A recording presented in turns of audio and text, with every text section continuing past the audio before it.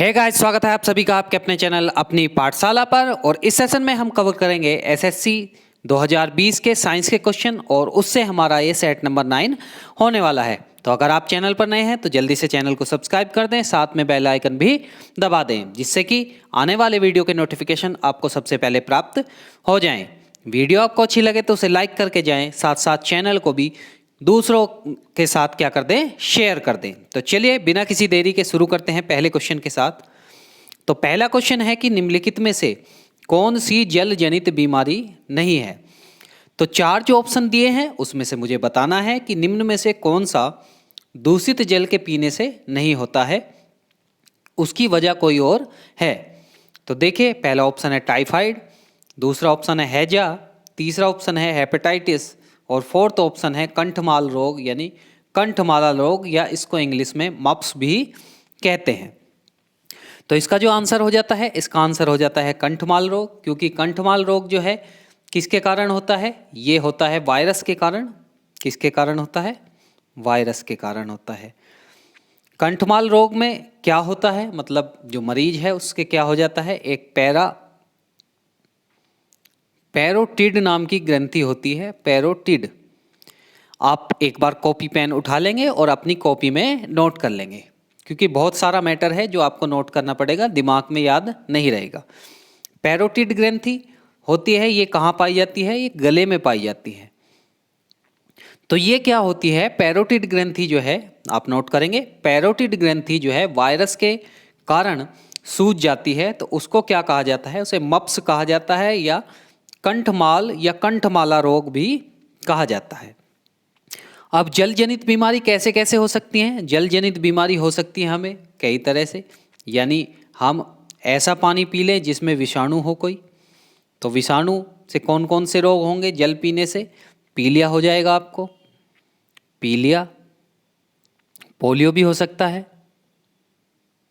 Polio भी हो सकता है। बाकी जो हैजा होता है, हैजा किसके कारण होता है? ये बैक्टीरिया यानी जीवाणु के कारण होता है, और ये भी दूषित जल पीने से ही होता है। क्लियर है? हेपेटाइटिस भी किसके कारण होता है? दूषित जल पीने के कारण होता है। तो इसके अकॉर्डिंग कौन सा आंसर सही हो जाता है हमारा? एक्सप्लेनेशन के अकॉर्डिंग डी आंसर सही हो जाता है, यानी कंठमाल रोग, या इंग्लिश में बात करूं तो मप्स जो है ऐसी बीमारी है जो जल जनित बीमारी नहीं है, यानी जो प्रदूषित जल पीने से हमें नहीं होती है। तो आई होप आपको समझ में आ गया होगा। दूसरे क्वेश्चन की तरफ मैं बढ़ रहा हूं। दूसरा क्वेश्चन ये है कि निम्नलिखित में से ये जो पौधे दे रखे हैं, हाइड्रोफाइटा, एंजियोस्पर्म, ब्रायोफाइटा या जिम्नोस्पर्म, इसमें से मुझे बताना है कि जो ऑप्शन है उसमें से मुझे ऐसा पौधा बताना है जिसमें पौधा जो है शंकु, फल और बीज का उत्पादन करता है, और जिसमें अंडाशय के भीतर बीज नहीं पाया जाता। यानी निम्न में से मुझे ऐसा पौधा बताना है कि जिसका जो उत्पादन है वो बीज द्वारा ना हो करके, जो हम देसी भाषा में कलम द्वारा बोलते हैं यानी शंकु द्वारा बोलते हैं, वो होता है। तो देखिए, मैं चारों को एक्सप्लेन कर देता हूँ, आंसर आप लोग खुद अपना छांट लीजिएगा। हाइड्रोफाइटा होते हैं जलीय पौधे। कौन से? जलीय पौधे। आप अपनी कॉपी नोट करेंगे क्योंकि जगह यहाँ पर कम है, कॉपी में नोट करेंगे। जलीय पौधे, हाइड्रोफाइटा जलीय पौधे कहलाते हैं। इसमें किसकी कमी होती है? इसमें जो लकड़ी है, लकड़ी नहीं पाई जाती, यानी लकड़ी की कमी होती है। जैसे जो पेड़ होते हैं उनमें लकड़ी मिलती है, परंतु जो हाइड्रोफाइटा हैं उनमें लकड़ी नहीं मिलती, क्योंकि ये जलीय पौधे होते हैं। आपने देखा होगा कि आपके वहाँ तालाब वगैरह में अगर कोई पौधा होता है तो उसमें बिल्कुल भी लकड़ी नहीं पाई जाती। तो इसका मतलब है हाइड्रोफाइटा तो नहीं हुआ इसका आंसर। दूसरा चेक कर लेते हैं, एंजियोस्पर्म किसे कहते हैं? एंजियोस्पर्म का मतलब है कि जो बीज वाले पौधे होते हैं, बीज वाले पौधे, बीज वाले पौधे, इनको जो जीव विज्ञान की भाषा है उसमें आवर्त बीजी कहा जाता है। आवर्त बीजी, आवर्त बीजी। तो एक बार नोट करेंगे कि एंजियोस्पर्म इक्वल टू आवर्त बीजी। अब ये जो आवर्त बीजी हैं ये दो तरह के होते हैं, एक तो जो नग्न बीजी होते हैं, यानी नग्नबीजी जिनके जो बीज हैं वो बाहर होते हैं, यानी किसी भी आवरण में नहीं होते, किसी भी आवरण में नहीं होते। और एक आवर्त बीजी होते हैं, आवर्त बीजी। आवर्त बीजी में जो बीज होता है वो फलों के अंदर होता है, यानी एक जो खोल होता है उसके अंदर होते हैं। जैसे मैं बात करूं आपसे कि कोई भी फल आप लें, आप संतरा लें, आप नींबू लें, आप टमाटर लें, इन सब के जो बीज हैं वो आपको कहाँ मिलेंगे? अंदर मिलेंगे। तो ये सब क्या हुए? ये सब आवर्त बीजी हुए।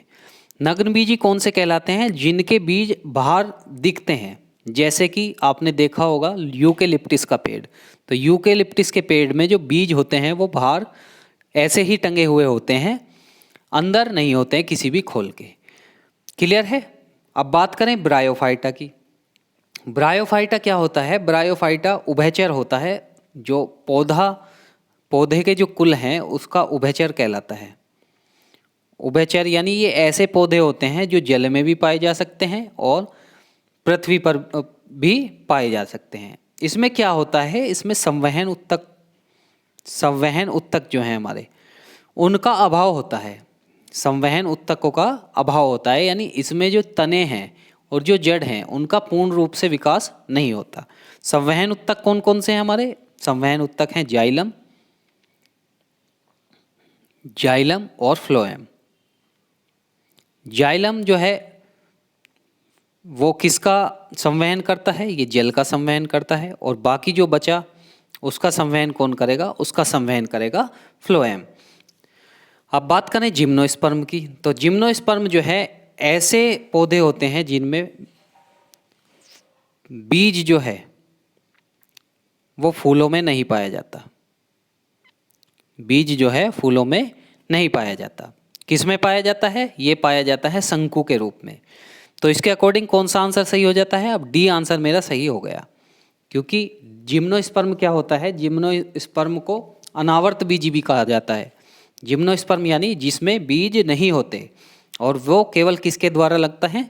वो कलम द्वारा या शंकु द्वारा लगते हैं। तो आई होप पूरी तरह से मैंने एक्सप्लेन कर दिया है। अगर वीडियो आपको अच्छी लग रही है तो वीडियो को लाइक करें और अभी के अभी चैनल को शेयर कर दें, जिससे कि दूसरे बच्चे इसका फ़ायदा उठा सकें। तीसरे क्वेश्चन की तरफ बढ़ते हैं। तीसरा क्वेश्चन है कि एल्बर्ट आइंस्टीन को किस वर्ष भौतिकी में नोबेल पुरस्कार मिला था? एल्बर्ट आइंस्टीन को फिजिक्स में नोबेल पुरस्कार किस ईयर में मिला? आपका ऑप्शन है 1920, 1934, 1921 या 1924। तो देखिए, एल्बर्ट आइंस्टीन को 1921 में नोबेल पुरस्कार मिला, और किस क्षेत्र में मिला? फिजिक्स के क्षेत्र में मिला। किस खोज के लिए मिला? एक तो E=mc² के लिए मिला, जिसे द्रव्यमान ऊर्जा समीकरण कहा जाता है। दूसरा जो है सापेक्षता का सिद्धांत दिया था इन्होंने, एक सापेक्षता का सिद्धांत, उसके लिए भी मिला था। तो दो चीज आप लोग क्या रखेंगे? याद रखेंगे कि एक तो एल्बर्ट आइंस्टीन को 1921 में मिला। किसके लिए मिला? द्रव्यमान ऊर्जा समीकरण के लिए मिला। द्रव्यमान ऊर्जा समीकरण क्या है? E=mc² है। और एक सापेक्षता का सिद्धांत के लिए मिला, जो जिसकी खोज भी किसने की थी? आइंस्टीन ने की थी। क्लियर है? नेक्स्ट क्वेश्चन है, ये बहुत ज़्यादा नॉर्मल क्वेश्चन है। मानव शरीर में सबसे बड़ी हड्डी कौन सी होती है? तो ये मुझे बताने की भी ज़रूरत नहीं है। फीमर मानव शरीर में सबसे बड़ी हड्डी होती है, सबसे बड़ी। और ये कहाँ पाई जाती है? ये जांघ में पाई जाती है। और जबकि स्टेपीज जो है सबसे छोटी हड्डी कान के अंदर पाई जाती है, कान के अंदर। स्टेपीज सबसे छोटी हड्डी जो कहाँ पाई जाती है? कान में पाई जाती है। और फीमर सबसे बड़ी हड्डी जो जांघ में पाई जाती है। आई होप ये बात आपको पता होगी। नेक्स्ट क्वेश्चन की तरफ बढ़ रहे हैं हम। नेक्स्ट क्वेश्चन में मुझे बताना है कि निम्नलिखित में से कौन सा उपकरण कान के पर्दे की जांच के लिए उपयोग किया जाता है? तो आप लोगों का अगर किसी का कान खराब हुआ होगा तो आपने देखा होगा कि डॉक्टर एक बैटरी के टाइप का जो है एक उपकरण प्रयोग करते हैं कान के पर्दे की जांच के लिए। तो मैं अब आपको एक्सप्लेनेशन कर देता हूँ ऑप्शन के बारे में। देखिए फोनोग्राफ क्या होता है, आपने देखा होगा कि पुराने समय में जो साउंड के लिए यूज़ होता था उसको क्या कहते हैं, फोनोग्राफ कहते थे। पॉलीग्राफ किसे कहते हैं, पॉलीग्राफ जो है लाइव डिटेक्टर टेस्ट के लिए कहते हैं, लाई डिटेक्टिंग टेस्ट। यानी आपने सुना होगा कि झूठ बोलने से पकड़ने वाली जो मशीन है उसको पॉलीग्राफ कहा जाता है। तो इसका सही आंसर है ऑटोस्कोप। ऑटोस्कोप द्वारा हम क्या पता लगाते हैं, कान के पर्दे की जांच करते हैं ऑटोस्कोप द्वारा, और ये एक बैटरी नुमा उपकरण होता है। क्लियर है। नेक्स्ट क्वेश्चन की तरफ, क्वेश्चन नंबर 6। तो क्वेश्चन नंबर 6 है कि निम्नलिखित में से कौन सा मस्तिष्क का अपक्षयी विकार है जिसमें स्मृति की हानि और भ्रम होता है। यानी 4 ऑप्शन में से कौन सा ऐसा रोग है जिसमें हमें स्मृति की हानि होगी यानी मेमोरी लॉस होगी, और इल्यूजन होगा यानी भ्रम होगा। तो इसके ऑप्शन है अल्जाइमर, और दूसरा आपका ऑप्शन है स्क्रीनोफीनिया, तीसरा है मस्तिष्क घात, और चौथा है स्मृति लोप। तो स्मृति लोप में क्या होता है, इसमें मेमोरी लॉस हो जाती है यानी स्मृति गायब हो जाती है कुछ समय की। मस्तिष्क घात यानी जिसको एक तरह से मस्तिष्क पर अटैक कह देते हैं वो होता है। अल्जाइमर क्या होता है, अल्जाइमर आपने पढ़ा होगा कि इसके क्या क्या सिम्टम्स होते हैं कि इसमें हमें मेमोरी लॉस और प्लस भ्रम होता है। मेमोरी लॉस और क्या हो जाता है, भ्रम हो जाता है। तो चारों ऑप्शन के अकॉर्डिंग कौन सा आंसर मेरा सही हो जाता है, अल्जाइमर मेरा सही आंसर हो जाता है। यानी अल्जाइमर में मुझे स्मृति हानि तो होती ही है, यानी मेमोरी लॉस तो होता ही है, साथ साथ मुझे क्या हो जाता है, इल्यूजन भी हो जाता है यानी भ्रम भी हो जाता है। तो आई होप आपको अच्छे से एक्सप्लेन किया होगा मैंने। नेक्स्ट क्वेश्चन की तरफ बढ़ रहा हूँ मैं। नेक्स्ट क्वेश्चन जो है इसमें मुझे बताना है कि बीसीजी वैक्सीन निम्नलिखित में से किस बीमारी को रोकने के लिए लगाया जाता है। तो देखिए इसमें एक चीज़ तो आपको ये याद रखनी है कि बीसीजी जो है उसकी फुल फॉर्म क्या है। तो बीसीजी की फुल फॉर्म है बेसिल सी फॉर कालमेट और G for Guerin. Bacillus, Calmette, Guerin. आप लोग एक बार नोट करेंगे, पहले लिखेंगे बीसीजी और साथ में लिखेंगे बेसिल्स, कालमेट, ग्यूरिन। क्लियर है। अब बीसीजी किसके लिए लगता है, ये लगता है टीबी के लिए। टीबी को हिंदी में कहते हैं तपोदिक। तो आंसर तो मेरा आ गया कि डी इसका सही आंसर आ जाता है यानी तपोदिक। अब बीसीजी कब लगता है, बीसीजी जन्म से 1 वर्ष के बीच में आप लोग कभी भी लगवा सकते हैं। जन्म से 1 वर्ष के बीच में छोटे बच्चों को लगता है। क्लियर है। वैसे जन्म होने के तुरंत बाद लगाया जाता है, परंतु इसकी जो अधिकतम जो अवधि है वो 1 वर्ष तक आप लोग लगवा सकते हैं। तो बिल्कुल क्लियर हुआ। नेक्स्ट क्वेश्चन की तरफ बढ़ते हैं हम। Question number 8। क्वेश्चन नंबर 8 है कि मानव शरीर का कौन सा हिस्सा ओस्टियोपेरोसिस नामक बीमारी से प्रभावित होता है। तो देखिए ओस्टियोपेरोसिस जो बीमारी है उसमें हड्डियां कमज़ोर हो जाती हैं, हड्डियां कमज़ोर हो जाती हैं, यानी कैल्शियम की जो डेंसिटी है वो कम हो जाती है। कैल्शियम का जो घनत्व है शरीर की हड्डियों में वो क्या हो जाता है, कम हो जाता है। तो इसमें कोई एक्सप्लेन करने की आवश्यकता नहीं है। ओस्टियोपेरोसिस से जो है हमारी जो शरीर की हड्डियां हैं वो क्या हो जाती हैं, प्रभावित होती हैं, यानी हड्डियां हमारी कमज़ोर हो जाती हैं। क्लियर है बच्चा। नेक्स्ट क्वेश्चन की तरफ बढ़ रहे हैं हम।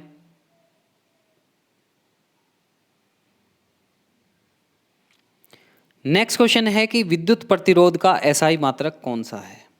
तो एम्पियर मैंने अभी बताया पिछली वीडियो में ही कि विद्युत धारा का है।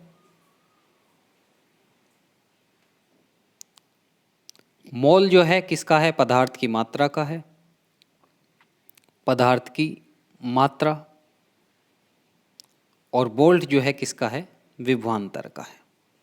किसका? विभवांतर का। और ओम जो है किसका मात्रक है? ये विद्युत प्रतिरोध का मात्रक है। तो इसका आंसर कौन सा हो जाता है? इसका आंसर हो जाता है सी, यानी ओम किसका मात्रक है? विद्युत प्रतिरोध का मात्रक है। और ओम का साइन क्या होता है? ओम का साइन ऐसा होता है।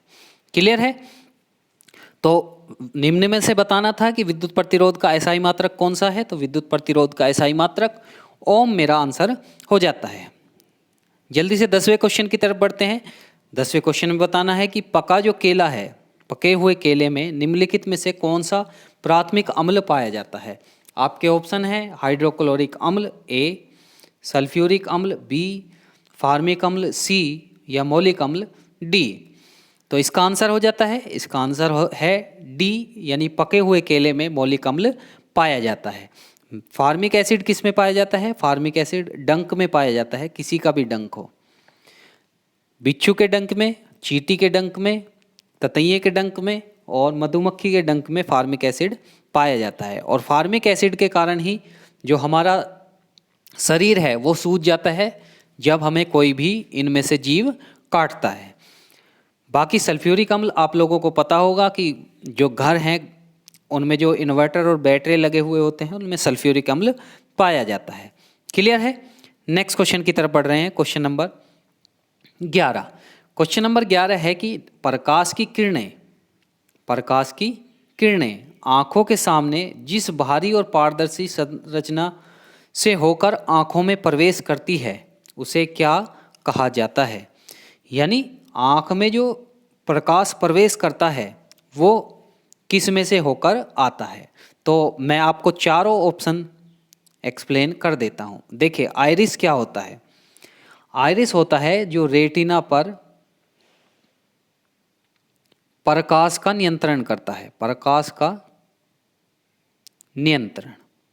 आप लोग एक एक चीज़ नोट करेंगे, बहुत इंपॉर्टेंट सेशन ये हमारा चल रहा है, बिल्कुल लास्ट तक देखें वीडियो को और हर चीज़ को नोट करते चलें। तो आइरिस आपको समझ में आया, जो रेटिना होती है उस पर प्रकाश का नियंत्रण करती है। Next, cornea.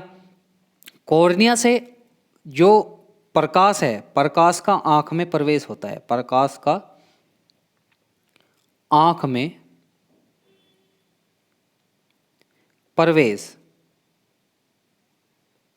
प्रवेश होता है। क्लियर है? ऑप्टिक नर्व का क्या काम होता है? ऑप्टिक नर्व जो है, जो आइरिस है उसको सिकुड़ने में या फैलने में क्या करता है? मदद करता है, आइरिस को नियंत्रित करता है। ऑप्टिक नर्व क्या करती हैं? आइरिस को नियंत्रण करती हैं। क्लियर है? और लेंस का क्या काम है? लेंस का काम है कि अपने आप को वस्तु की दूरी या पास के लिए एडजस्ट करना। इसका काम क्या है? प्रतिबिंब बनाना। एक तरह से इसका काम बोलें तो इसका काम है प्रतिबिंब बनाना, प्रतिबिंब बनाना। तो इसके अकॉर्डिंग कौन सा हो गया? अभी मैंने बताया कि आइरिस क्या होता है? आइरिस होता है जो रेटिना पर पहुंचने वाले प्रकाश को नियंत्रित करता है। कॉर्निया क्या होता है? जो प्रकाश का आँख में क्या कराता है? प्रवेश कराता है। ऑप्टिक नर्व क्या होता है? जो आइरिस को नियंत्रित करता है। और लेंस क्या होता है? जिसका काम प्रतिबिंब बनाना होता है। तो इसके अकॉर्डिंग कौन सा आंसर सही हो जाता है? इसके अकॉर्डिंग आंसर सही हो जाएगा मेरा बी, यानी कॉर्निया मेरा सही आंसर हो जाएगा। तो आई होप आपको अच्छे से मैंने एक्सप्लेन किया होगा। नेक्स्ट क्वेश्चन की तरफ मैं बढ़ रहा हूँ। Question number 12। तो क्वेश्चन नंबर 12 है कि सोमैटोटेरोपिन का दूसरा नाम क्या है? सोमैटोटेरोपिन आपने सुना होगा कि जो STH है, STH यानी सोमैटोटेरोपिन हार्मोन, इसका दूसरा नाम क्या है? तो इसका दूसरा नाम क्या है? वृद्धि हार्मोन को हम क्या कहते हैं? STH कहते हैं। यानी सोमैटोटेरोपिन हार्मोन्स को क्या कहा जाता है? वृद्धि हार्मोन भी कहा जाता है। यानी ये मनुष्य की वृद्धि के लिए जरूरी हार्मोन्स होता है। अब बात करें आंसू गैस। आंसू गैस यानी टीयर गैस। तो एक क्वेश्चन मैं आपसे पूछता हूँ कि आंसू गैस का जो रासायनिक नाम है वो क्या है? तो आप लोगों को ना पता हो तो मैं आपको बता देता हूँ। आंसू गैस का नाम है क्लोरो। नोट करते चलेंगे, क्लोरो बेंजल, क्लोरोबेंजल, मेलेनो, एक बार सही से लिख लेंगे, क्लोरोबेंजल, मेलेनो नाइट्रेट, नाइट्रेट। ठीक है, तो ये चीज़ आपको नहीं मिली होगी कि आसरू गैस का जो रासायनिक नाम है वो नाम क्या है, क्लोरोबेंजल मेलेनो नाइट्रेट। अब कुछ बच्चे सोच रहे होंगे कि आसरू गैस का फॉर्मूला क्या है, आसरू गैस का फॉर्मूला क्या है। तो आसरू गैस का रासायनिक फॉर्मूला है C10, नोट करेंगे, H5Cl(N2), Cl(N2), यानी C10H5Cl(N2) इसका नाम है। हास्य गैस यानी लाफिंग गैस, इसका रासायनिक नाम क्या है, नोट करेंगे, dry nitro mono die nitrogen mono oxide, mono oxide. Clear है। फॉर्मूले की बात करूं इसकी, तो फॉर्मूला इसका क्या हो जाता है, इसका N2O फॉर्मूला हो जाता है। क्लियर है। वृद्धि हार्मोन मैंने अभी बताया, वृद्धि हार्मोन किसको बोलते हैं, STH को बोलते हैं। इसका पूरा नाम है somatotropin hormones, S for somato, T for tropin और H फॉर हार्मोन। और ये मनुष्य की वृद्धि के लिए क्या होता है, सहायक होता है। क्लियर है। नेक्स्ट क्वेश्चन की तरफ बढ़ रहे हैं।